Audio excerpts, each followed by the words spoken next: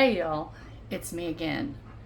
I'm actually taping this video on the same day that I taped the one where I took you down and showed you the garden, showed you the little baby ducks, and just kind of did the walk through.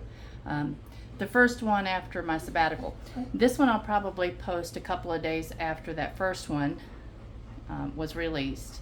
So anyway, and I had mentioned making a meatloaf. Well, I was planning on making a meatloaf that night. Maybe that's the reason it was on my mind. So I did change my shirt, not to make it look like it was a different day, but because it was covered with dog hair. And I do try not to cook when I have dog hair all over my clothing. And of course, as you can see, my kitchen floor is always full of doggies. Full of doggies. So anyway, and let me take over here and show you just before I forget. I showed you that I had rapini and yodpa. I'm not sure which this is because I'm going to have to look it up and see based on the leaf and everything. But I went out and harvested this a little while ago, and as you can see, some of them were actually bolting on me. Some of them look pretty good, but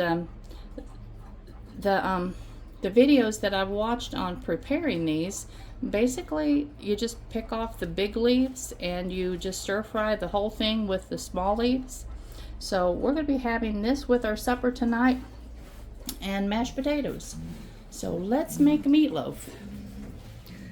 Like I had said earlier today, my mom had a wonderful meatloaf recipe, and I never actually wrote down the ingredients. So I don't have exacts of anything, and it's kind of subjective. Meatloaf depends on how much you like certain ingredients.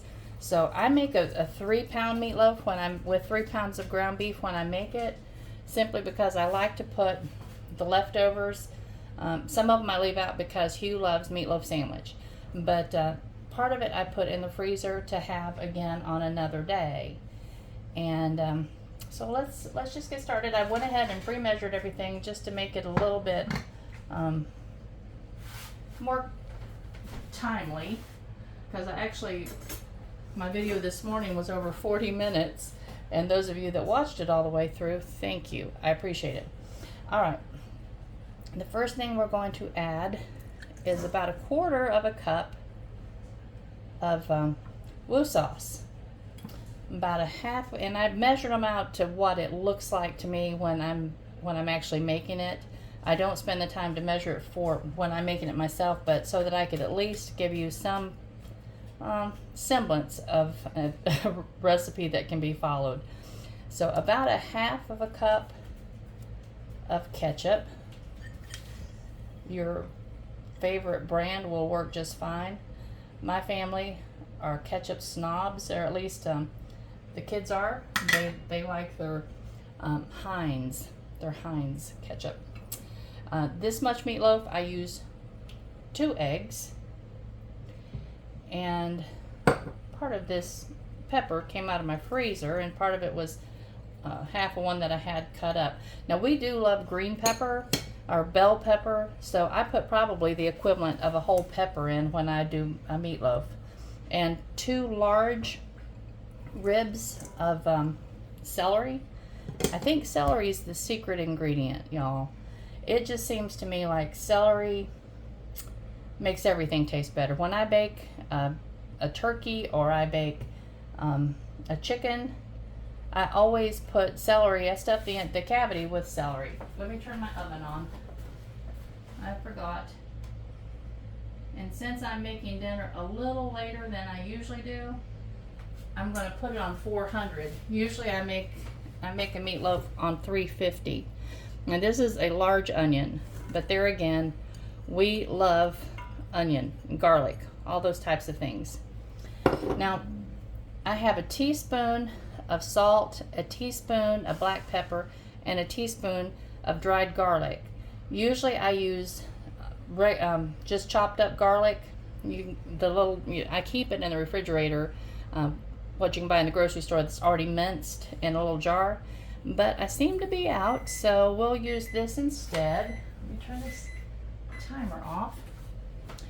And then the last thing that I use is about a cup of oats, and you don't have to use the quick oats. You can use a different kind of oat, the slow cook if you want, whatever kind of oats you have in your cabinet. So this actually has a lot of vegetables in it, maybe more than you're used to in a meatloaf. Let me see if I'm actually in the picture. Yeah, or at least my bowl's in the picture. That's what I'm striving for. But anyway, like I said, this is probably my personal favorite meatloaf recipe. I don't know if my mom ever had an actual recipe that she had followed this from, or if she just, this is probably her mom's meatloaf recipe. I don't know. But anyway, the celery is the secret ingredient. I think the woo sauce also. But now I will mention that there's times when I'll, instead of using a quarter cup of woo sauce, or approximately that much, however, I will replace part of that with the Allegro, the hot and spicy. That's Hugh's favorite marinade, and it, you know, it is really good. If anything marinates in it too long, I think it's too spicy, too hot. He loves it. Aiden loves it. I just kind of like my stuff in the Italian vinegar or the Italian dressing. I'm not a real fan of anything that scorches your tongue. Just not. But, and I'm not even sure that I have any extra ketchup. I usually put ketchup over the top. Some people, oh yeah, I have ketchup. Some people like to put bacon on the top of their meatloaf, and I do that occasionally. So, meatloaf's one of those dishes you can just make your own, turn it into something that's just specifically suited to your family's taste buds.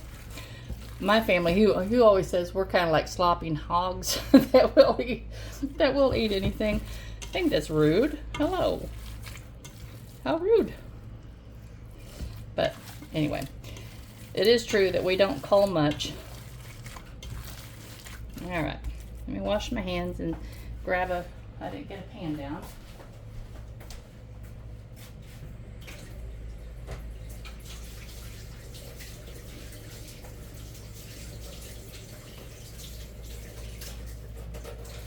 I hope y'all have enjoyed as beautiful a day where you live as we have here. The weather has been almost 80 degrees.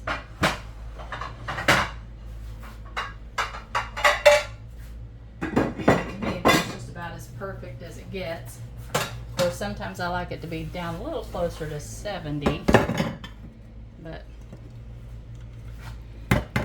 and sometimes if it looks like it's going to be too full, I'll break off a little bit and put in a smaller container so that I don't have a run over. Now this is going to fit just fine.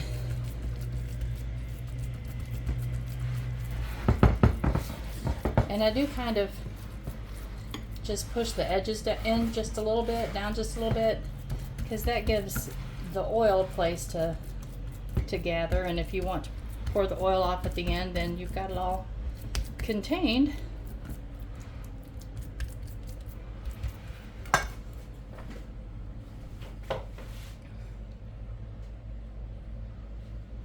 wash your hands again.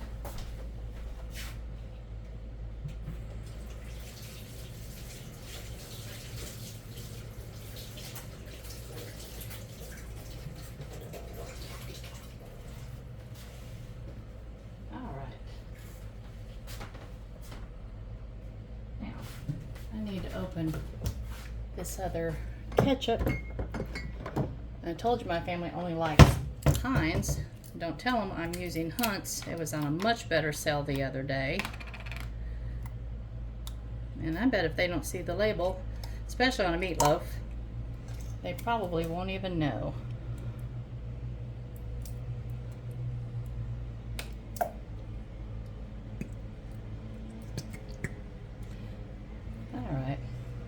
just kind of cap it with a little cap of ketchup.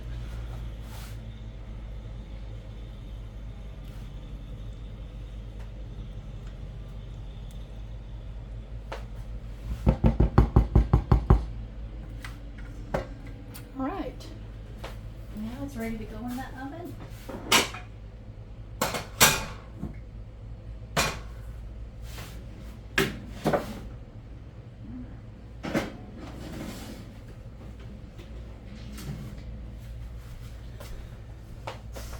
And it will take it probably, it usually takes about an hour for one this size, close to it anyway.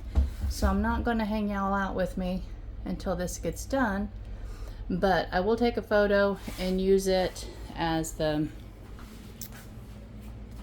photo that you put on at the beginning.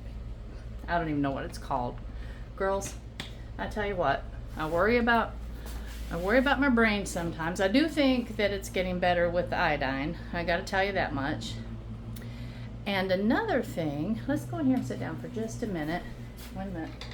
Let me move the utensils that will tempt my dogs to poke around on the counter, which they know they're not supposed to, but they don't always listen. Move everything back. All right, well, let's go in here for just a minute, and let me grab my tea. Look at that. That is from Cindy in Michigan. Cindy, thank you. That was so sweet. It's fun. Just got a gift out of the blue, little random gift. Let me show you the rest of it. And the little air freshener, I've got my flowers over top of it. Oh, look at that. Is that not cute? And I showed you guys earlier this morning the little patch of Sweet Williams out front. Look at these. This particular vase, my friend Crystal Allen makes these, and I don't know her webpage right offhand, but the cool thing about this vase is that if you can see, it's very skinny. So when you don't have to have tons and tons of flowers to put in it to fan them out and make it look like a really nice size arrangement. I love it. I love it. If any of y'all are interested in getting her information, I will, I'm going to turn you around because I told you this morning the house hasn't been cleaned up. It still hasn't been cleaned up entirely. Did get the kitchen knocked out. But anyway, I will get you her information and you can get in touch with her. So, all right. Now, feels good to sit down for a minute. I'm just about tired today. My drink down. Okay. Now, what was I going to tell you? There was something specific. I don't know if it's, oh, I do know. You know, I've talked to y'all about the problems I was having with my hands and just the achiness, the arthritis, whatever. I haven't gone yet. My doctor has asked me if she could make me an appointment to go to a rheumatologist and just have it diagnosed. And I resist doing that simply because I know I won't take the medication. And please, no judgment to anybody that takes medication. I do take a thyroid medication, but my system is so sensitive that anytime I've taken medication, it usually does something really weird and bizarre. I can take a regular strength Tylenol, and it seems like I will sleep for 2 days. My daddy was like that, so it is something that's in the family gene system or something. But so I told her, I said, I really don't think I need to go and just be diagnosed so that I can have a name of what kind of arthritis I have. I'd rather just really start working on doing something to just make it stop hurting. I don't think you can heal arthritis. I don't know. But I do think you can do things to make it stop hurting so badly. So I know from research that I've done in years past that sugar is what they call a narcotic. It's not a narcotic, it's a narcotic, and it's an inflammatory substance. And unfortunately, I'm addicted. I have a real problem um, with sugars, with carbs, and I've talked to y'all about this before. But my goal, my immediate goal, had been to stop eating things after supper. I've been off and on successful with that, and to start walking 3 to 4 days a week. And since I've had COVID a couple of months ago, that kind of went by the wayside. I have only managed to walk a couple of times. So that's one of my immediate goals now, is to start walking again regularly. I still have problems breathing a little bit, but it's not like it was. So I think that I can start walking now on a regular basis. The thing that I've determined that I really need to do, that I know will help with the weight loss, but that's kind of not really my number one goal at this point in my life. 10, 15, 20 years ago, yes, it would have been. But then I wasn't overweight. So anyway. But my number one goal as far as what I'm eating is to try to make the pain of the arthritis not so intense. Girls, it is hot in here. It is where this room faces northwest, and this time of day I could open all of these windows, but then I've got those little chickens over there, so I won't. I'll just leave their light off and not bother them with some cool air. But anyway, I listened to a lady, and I'll try to find that video and just pin it in the comments, that was talking about the easiest way to break a sugar addiction.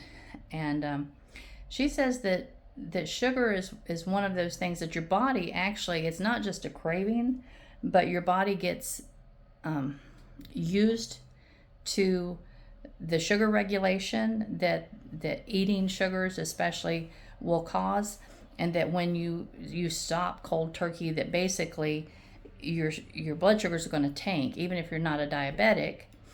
And she said that the way that she has broken the sugar addiction was, first of all, to eat a salad every day. And I know we all need to eat more greens, absolutely.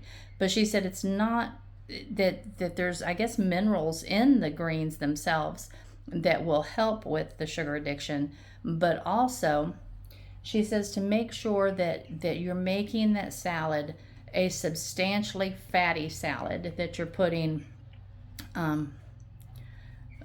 full fat dressings on it, that you're using plenty of cheeses, maybe some boiled eggs, some olives, some avocados, whatever salad toppings that actually have some protein and some substance and some fat, to add that in to make it something that obviously is going to feel like a meal, and you're not going to get hungry in a couple of hours. But she said that, and then also after supper, instead of having the dessert like we all want to have right after supper, and she said instead maybe go to an herbal tea or a peppermint tea, or something that has a real distinct, I love the cinnamon tea, but something that has a real distinct flavor. And my dogs, somebody's pulled in the driveway. It's probably Aaron and Jared. They went out a minute ago, so they've got to fuss about it. But anyway, that's it sounds like it would be a good, interesting, doable thing, and that it would, there's some credence there, I'm sure. And then there was a third thing, and I don't remember right offhand. So therefore, like I said, I'm going to pin that video in the comments of this so that y'all can just watch that video for yourself. I'm encouraged by it, and I'm encouraged so much that I think I'm going to give it a real try. I've given up sugar in my life 4 different times, and each time for at least 4 months. So, I mean, I know that it can be done. It just seems like at this point in my life, everything's just a little bit harder in that respect. But all for then, I know you're thinking, well, why did you start eating it again? Because I'm an idiot. There would be a birthday come along, or he and I would go out to dinner, and it'd be a special, maybe an anniversary or something. And every time, four different times, every time I think, okay, well, I can handle it now. I can have just one dessert and not go back to my sugar addiction / I guess alcoholism. I don't know. It's basically the same thing from what I understand. It's the same gene. But and I do have alcoholism in my family on my mom's side. So anyway, I didn't succeed in staying away from it once I had that piece of birthday cake or that chocolate cake, that chocolate pie, that whatever I would have at a restaurant or wherever. So I know this time I have came to the conclusion that if I'm successful in getting sugar out of my diet, then it has to be a permanent thing. And it sounds like something that, could make me want to cry because I love my sugar. But I also have reached the point where I want to feel better more than I want to taste sugary things.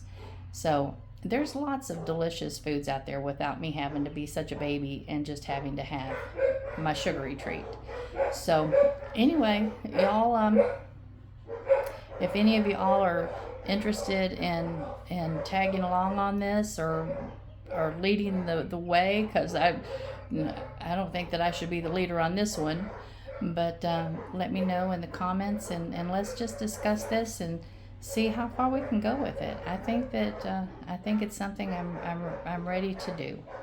And but anyway, I love you guys, and I will talk to you soon. And I'm so glad to be back making these videos and just being able to chat with y'all. And like I said, I hope your day has been as wonderful as mine has. The weather's been perfect. And except sitting in this room, I feel like it's a sauna. But anyway, y'all take care of yourselves, and I'll talk to you soon. Bye-bye.